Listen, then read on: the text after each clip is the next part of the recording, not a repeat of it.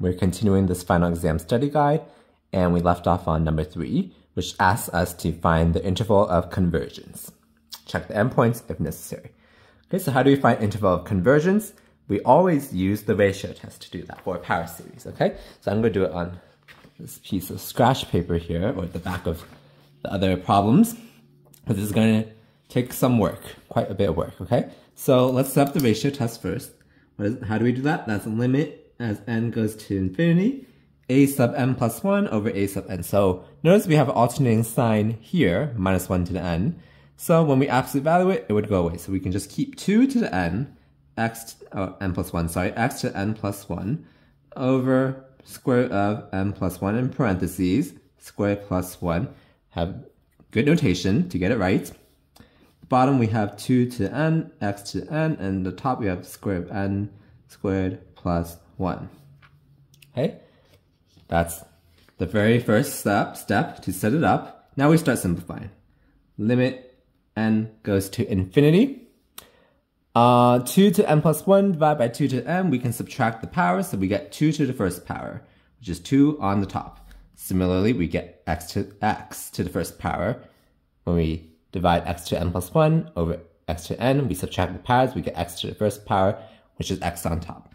Let's leave this radical the same, and then this one, let's expand this out. It'll be n squared plus 2n plus 1, and then we have another plus 1 here.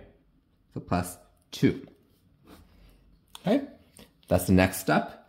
Now we can bring this 2x out because it does not depend on n, it's like a constant. So let's write it like that. Limit as n goes to infinity of what's left inside. Well, okay, so I moved this out. I could also factor out n squared inside the radical. So we would be left with 1 plus 1 over n squared on the top inside the radical. And for the bottom, we have 1 plus 2 over n plus 2 over n squared. Like this. Okay, why do I want to do that? Well, I want to evaluate the limit as n goes to infinity of this guy. I would know the answer, but if you don't know, then we have to do it like this, the long way. Okay, so we can, let me do it do one more step to show you what I'm doing. I'm going to try to go slowly. This n goes to infinity. We can break up the radical.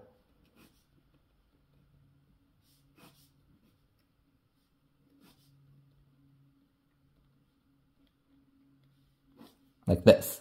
Okay, and these would cancel, and now we can take the limit as n goes to infinity. The top we get 1, the bottom we also get 1. So we are left with 2x. Okay, this is the result of the ratio test. How do we get the radius of convergence? We said less than 1. We can technically move this 2 outside because absolute value of 2 is always 2, and we can divide by 2 on both sides. So we get x, absolute value of x is less than half. Half would be your radius of convergence. But the problem doesn't ask us that, so we don't have to write it down. We're asked the interval of convergence, though, so we had to first find the radius of convergence. So the interval would be half and negative half. Okay, so now we got to check the endpoints when x is negative half and when x is half. Does it converge or does it diverge there? Because remember the ratio test, when it's equal to 1, the test is inconclusive. And at these endpoints, that's when the ratio test is 1. So we got to check them manually. Okay?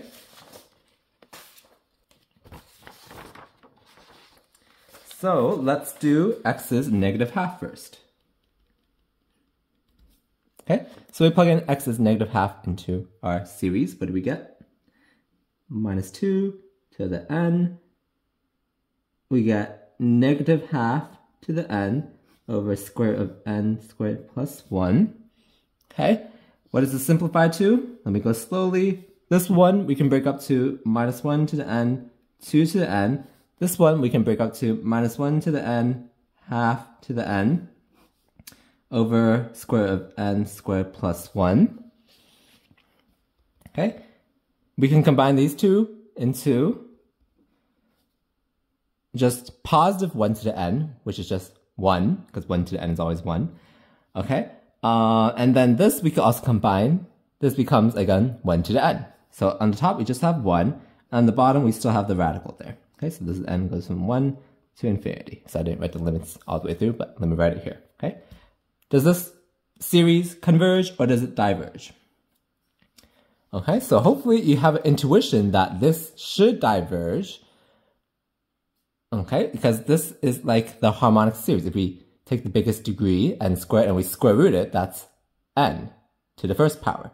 And 1 over n is the harmonic series. So you should have an intuition that this should diverge. How do we show it though?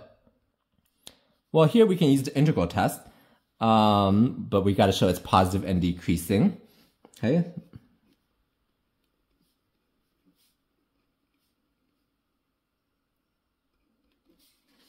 Okay, this should be obvious. The square root is always positive. The square root is always positive. You can even say that. Okay. So we showed it's positive. Do we know it's decreasing? As n goes to infinity, 1 over square root n squared plus 1 approaches 0. So it's decreasing. Okay?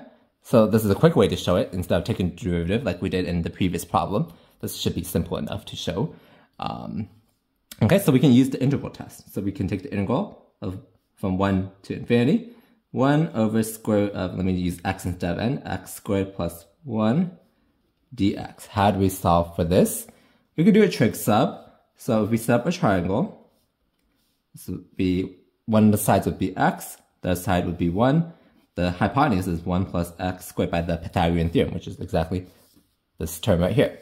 So we can let tangent theta be x. So then secant squared theta, d theta would be dx. And then we can also substitute this term. What would that be? That would be, in terms of theta, that's secant, because secant is this side over 1. So it'll be secant theta. Okay? So let's substitute first, and then we'll change the limits. Dx is secant squared theta, d theta. The bottom is just secant theta. Okay? Limits, when x is 1,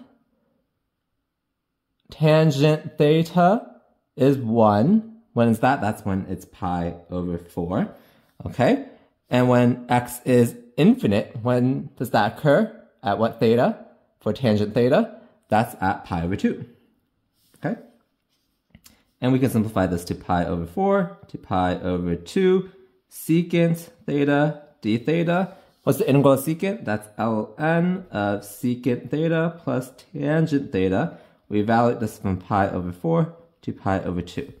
When you plug in pi over 2, secant of pi over 2, what is that? That's infinite. It's 1 over 0. So this is divergence. Okay? Since the integral diverges, this series also diverges. This one. Okay? So we found this divergence. Now what about x is positive half? We have to check the other endpoint. Don't forget what we were trying to do. So when x is positive half, we plug in x as positive half there. We get summation of, we still have the minus 2 to n, half to the n over square of n squared plus 1. Okay?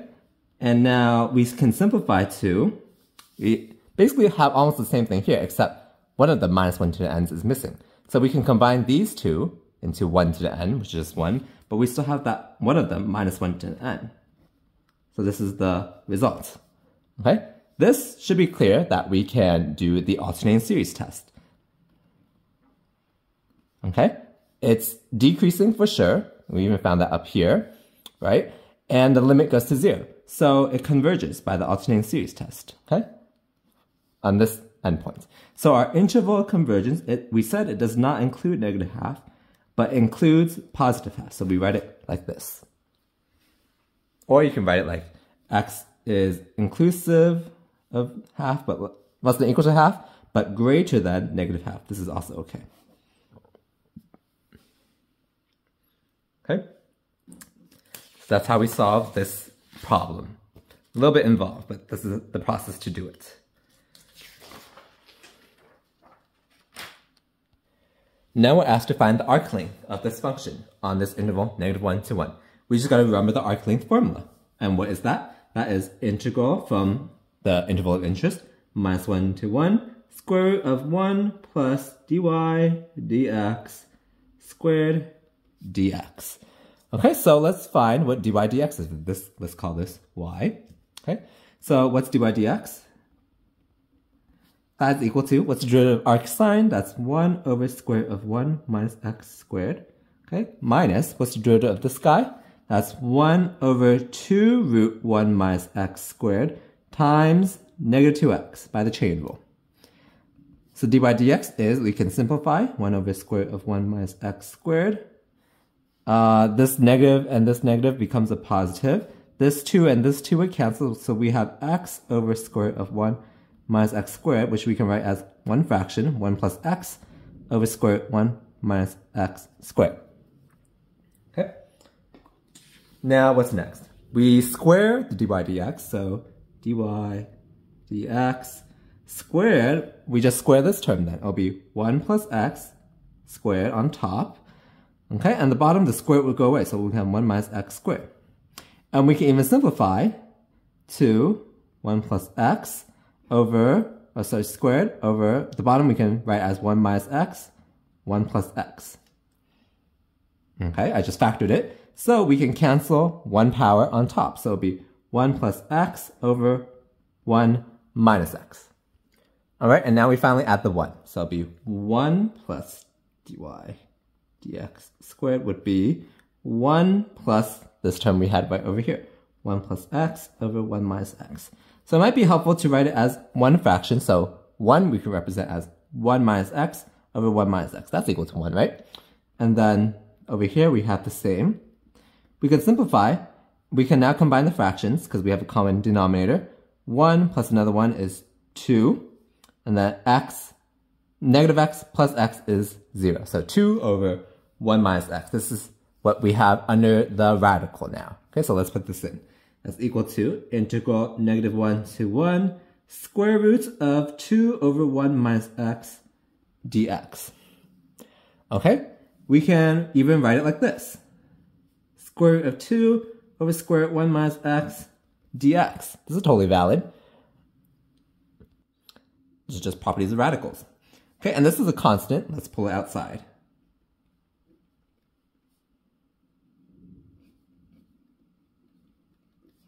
How do we solve this? This is just substitution. Okay, so we can let u be 1 minus x. du would be negative dx. Okay, I'm working it out. You might be able to do this in your head. It's not that hard, but I'm just going to show my steps and be careful. Okay, so when we substitute, what do we get? Square root of 2 is still outside. Let's worry about our limits afterward. Dx is minus du. And then the bottom we have square root of u. Limits, when x is negative 1, u is 2. When x is 1, u is 0. Okay, so we can even get rid of this negative sign and flip the limits. So square root 2, integral 0 to 2 du over square root u. Now, what do we get when we find this integral or this antiderivative? We get 2 square root u, okay, and we still have the square root 2 there. So don't forget that. I almost forgot it. The integral of this is 2 square root u. We evaluate this from 0 to 2. Okay?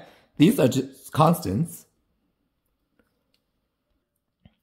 So let's move that out. And then we plug in the upper bound, square root 2 minus square root of 0, which is 2 root 2 times root 2. And what is this? This is 2 times 2, which is 4. The arc length is 4.